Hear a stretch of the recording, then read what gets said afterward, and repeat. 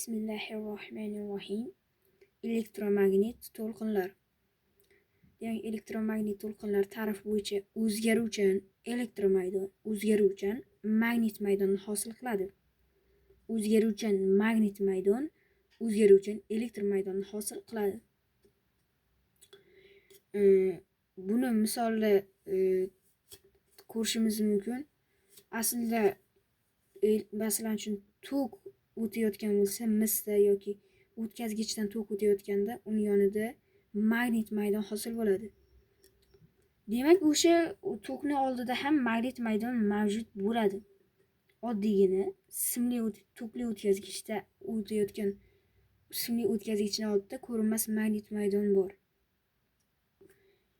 Endi elektromagnit to'lqinlar deyilgan. Elektromagnit ya'ni elektromagnit so'zni o'zidan ta'rifini ham bila olish mumkin deydi. Ham elektr maydon, ham magnit maydon qatnashgan to'lqinlar hisoblanadi. Buni biz hayotimizda ko'p ishlatamiz. Misol uchun, telefonda gaplashayotganda ham o'sha elektromagnit to'lqinlar yo'nalishi, ya'ni to'lqinlar tarqalishi natijasida sodir bo'ladi. Elektromagnit to'lqinning tarqalish yo'nalishini aniqlash usuli. Demak, aniqlash usuli o'ng parma qoidasi bilan aniqlanar ekan. O'ng parma qoidasi yana amper kuchi va Lorentz kuchlari ham o'ng parma qoidasi yordamida tok kuchining yo'nalishini aniqlash mumkin edi. Yoki magnit maydon induksiyada Lorentz kuchini magnetizmda вообще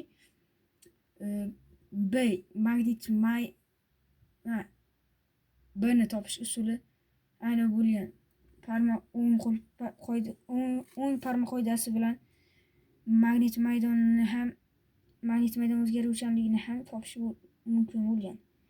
Endi parmaning dastlabki Y dan B ga burilganda parmaning ilgarilanma harakat yo'nalishi elektromagnit to'lqinning tarqalish yo'nalishini ko'rsatadi.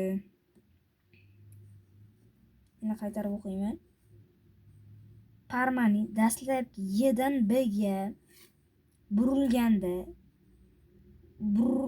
parmaning ilgarilanma harakat yo'nalishi elektromagnit to'lqinning tarqalish yo'nalishini ko'rsatadi. Lorentz kuchi amper kuchini topganda topiladi. Juda ham oddiy. Demak, ikkinchi holat elektromagnit to'lqin. Elektromagnit to'lqin vakuumda yorug'lik tezlik bilan tarqaladi. Yorug'lig'i bo'lish kerak, bu yerda X bo'lib qolibdi. Ozgina xatolik bo'lgan. Havoda ham. Ya'ni elektromagnit to'lqin havoda ham, vakuumda ham yorug'lik tezligida harakatlanadi. Ya'ni yorug'lik tezligi 3 ko'paytirib 10 darajasida 8 metr taqsim sekund tashkil qiladi. Demak, elektromagnit to'lqin ko'ndalang to'lqinlar oilasiga kiradi. Elektromagnit to'lqin ko'ndalang to'lqinlar oilasiga kiradi. Demak, boya aytganimdek, elektromaydon magnit maydonga aylanganligi, magnit maydon elektromaydonga aylanganligi, elektromaydon magnit maydonga aylanganligi tasvirlangan. Aslida quyosh nuri ham shu tarzda keladi. Birinchi magnit maydon elektromaydon magnit maydonga aylanadi. Magnit maydon elektromaydonga aylanadi. Shuna hokazo va hokazo bo'ladi. Mana o'ng parma qoidasi topish uchun mana bu tarafga qaramayapti, biz tarafga qarab kelyapti, biz tarafga. Elektromaydon tezlik yorug'lik tezligi 3 ko'paytirib 10 darajasida 8 metr taqsim sekund. Keyin tezlikni topish formulasi S taqsim N. N bu muhitni sindirish koeffitsiyenti. V teng S taqsim N. S bu yorug'lik tezligi. N esa ildizoz epsilon ko'paytirib mu formulasi bilan chiqadi. Keyin Bizda to'lqinlar tushunchasiga o'tamiz. Demak, to'lqin uzunligini topishni formulalari ham mavjud.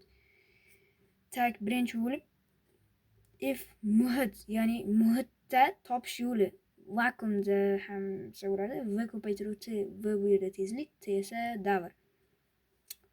Xuddi S ning VT formulasiga o'xshaydi. Buni V ning o'rniga S qo'ysak, ya'ni yorug'lik tezligini qo'ysak ham bo'ladi. Shunda F muhit emas, lambda to'lqinlar uzunligi. Bitta to'lqin mana shu nuqtadan shu nuqtagacha teng, ya'ni qanday shu nuqtadan bu nuqtagacha teng yoki bu boshidan bu boshgacha teng. Ikki davr, ya'ni bitta ikki davrga teng.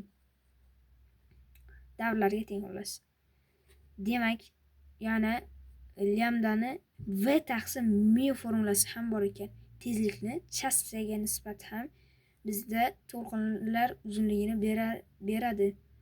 Demak, bu yerda n muhitning sindirish koeffitsiyenti 4 bo'lsa, 4-chi holatda esa biz ko'rishimiz mumkin.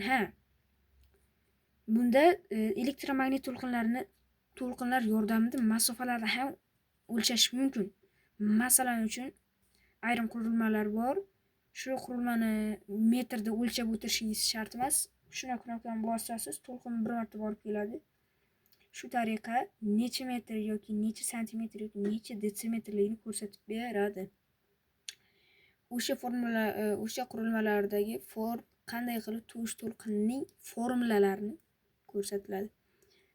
S teng ST taqsim 2. Bu esa yorug'lik tezligi, T vaqt taqsim 2. Bu masofani beradi, ya'ni chiqib kelish masofasi to'lqin. Yana bu impuls, ayrim qurilmalar impuls yordamida ham topib beradi. ST taqsim 2n ko'rinishda bo'ladi. Keyin yana agar tebranish konturida to'lqinlar elektromagnit to'lqinlar bo'lsa,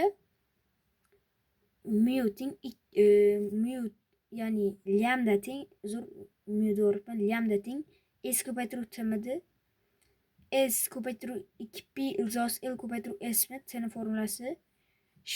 Shuni chiroyliroq qilib formula tarzida yozsak bo'ladi. Ya'ni mu teng 2ps ilzos L ko'paytiruv katta S ko'rinishda yozsak bo'ladi. Mana bu S, bu kichkina S VY ko'rinishda ham yozishimiz mumkin. Ikkita S'likda adashib ketmasligi uchun. Y bilan S bir narsa, ya'ni ikkisi ham yorug'lik tezligi.